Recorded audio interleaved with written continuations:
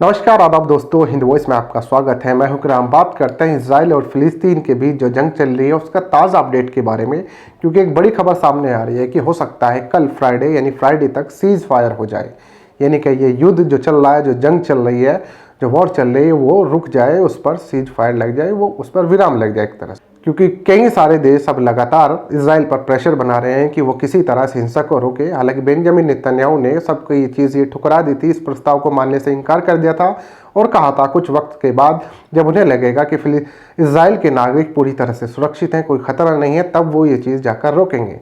लेकिन अब ये मानकर चला जा रहा है कि हो सकता है कि कल यानी फ्राइडे तक सीज फायर हो जाए और इस विराम की घोषणा हो जाए। लेकिन इसमें सबसे ज़्यादा जो प्रेशर इजराइल अगर किसी देश का मान रहा है तो वो है इजिप्ट यानी कि मिस्र। अमेरिका भी इससे भी ज़्यादा इस वक्त अगर वो किसी की बात मान रहा है तो वो इजिप्ट है। इसके पीछे भी अपनी एक कहानी है, वो मैं आपको इस पूरी स्टोरी में यही बताने वाला हूँ। लेकिन उससे पहले बात करते हैं कि फिलहाल वर्तमान स्थिति क्या है, कितना नुकसान हो चुका है। पिछली सारी रिपोर्ट में भी ये मैंने आपको बताया, तो ये खबर भी इसी स्थिति के साथ शुरू करते हैं। तो देखिए, अब तक जो जाने जा चुके हैं फिलिस्तीन के लोगों की तकरीबन 230 हो चुका है उसका आंकड़ा, जिसमें 62 से ज़्यादा मासूम बच्चे हैं, 45 से ज़्यादा महिलाएं हैं और 72,000 से भी ज़्यादा लोग अपना घर छोड़कर दूसरी जगह रहने को मजबूर हैं, यानी कि विस्थापित हो चुके हैं। शरणार्थी कैंप को तहस नहस कर दिया था इसराइल ने, इस वजह से वो कहीं और दूसरी जगह शरणार्थी कैंपों में जाकर रह रहे हैं।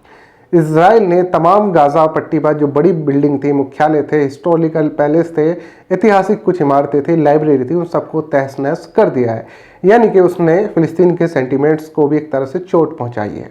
इस जंग में इसराइल का भी बहुत नुकसान हुआ, चाहे तेल अवीव हो, इसकी तेल रिफाइनरी हो, एयरपोर्ट हो, तमाम बड़े ऐसे कुछ प्लेस हैं जहां पर हमास ने लगातार बमबारी की है, रॉकेट की है। हालांकि एंटीडोम ने बहुत साथ दिया है इसराइल का, जिसके कारण इसराइल में भारी तबाही नहीं बची और जो जान जाने वाले का आंकड़ा है वो बहुत कम है, तकरीबन सिर्फ 15 ही है।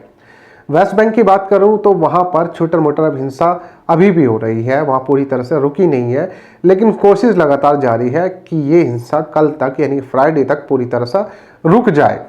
तो बात करते हैं कि इजिप्ट, ऐसी क्या खास बात है इजिप्ट में जिसकी वजह से इजराइल इजिप्ट की इतनी बात मानता है। तो सबसे पहले हम इसके लिए थोड़ा सा हमें पीछे जाना पड़ेगा। मैं आपको सारी खबर नहीं बताऊंगा, वो हम अगले एपिसोड में बताएंगे ये सारी, लेकिन मोटे तौर पर मैं आपको सीधे सीधे कुछ चीज़ें, कुछ महत्वपूर्ण बिंदु आपको बता देना चाहता हूँ। जैसे कि 1979 यानी कि 1979 में इजिप्ट ने सारे अरब मुल्कों के खिलाफ जाकर, और जितने भी खाड़ी देश थे, मुस्लिम या इस्लामिक कंट्री आप जिन्हें कहें, उन सब के खिलाफ जाकर एक समझौता किया था इसराइल के साथ में, और उसके साथ उसके अच्छे रिलेशन बताए जाते हैं। उसके हमास के साथ भी अच्छे रिश्ते हैं, क्योंकि गाज़ा पट्टी जो 3 तरफ से इसराइल से घिरा हुआ है, उसका एक बॉर्डर इजिप्ट में लगता है और उसका कनेक्शन उसी बॉर्डर के तहत दुनिया से मिलता है। तो उसका हमास के साथ भी अच्छा रिश्ता है। तो यहाँ इजिप्ट बार बार ये कोशिश कर रहा है, उसने अपने विदेश मंत्री तक और कई सारे प्रतिनिधिमंडल, उसने पहले इजराइल भेजे थे, उसके बाद फिलिस्तीन भेजे, कि किसी तरह से शांति की बात हो जाए। और इस मुहिम में वो सबसे आगे बढ़कर ये चीज़ लग रहा है।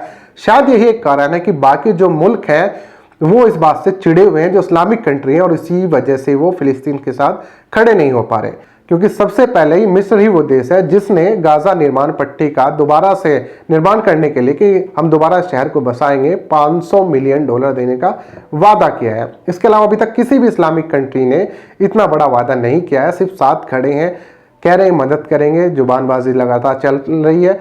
लेकिन मिस्र वो देश है यानी कि इजिप्ट, जिसने सबसे पहले आकर, जैसे मैंने आपको परसों वाली स्टोरी में बताया था, कि $500 मिलियन का ऐलान किया है। तो एक तरफ उसके इजराइल से भी अच्छे रिश्ते हैं, दूसरे उसके फिलिस्तीन से भी अच्छे रिश्ते हैं, उसका हमास से भी अच्छा रिश्ता है। तो वो दोनों देशों के बीच में, दोनों इन पक्षों के बीच में, जो एक ही जमीन पर रहते हैं, इनके बीच लगा हुआ है कि किसी तरह समझौता हो जाए और ये जंग रुक जाए। और यही कारण है कि बाकी के इस्लामिक कंट्री इजिप्ट से शायद चिड़े हुए हैं। ये रिपोर्ट अभी तक कहीं सामने नहीं आई इस बात में, हालांकि ये चीज़ें लगातार सामने आती रहती है कि इजिप्ट के अच्छे रिलेशन है इसराइल से। लेकिन उसका एक कारण ये भी है कि बाकी के इस्लामिक कंट्री शायद इसी वजह से उससे चिढ़ते हैं। आप लोग क्या लगता है नीचे कमेंट कर सकते हैं, इस खबर को ज़्यादा से ज़्यादा शेयर कर सकते हैं। बाकी अपडेट्स के लिए कल सुबह मुलाकात होगी, तब तक आप न्यूज़ देखते रहें और चैनल को सब्सक्राइब करें।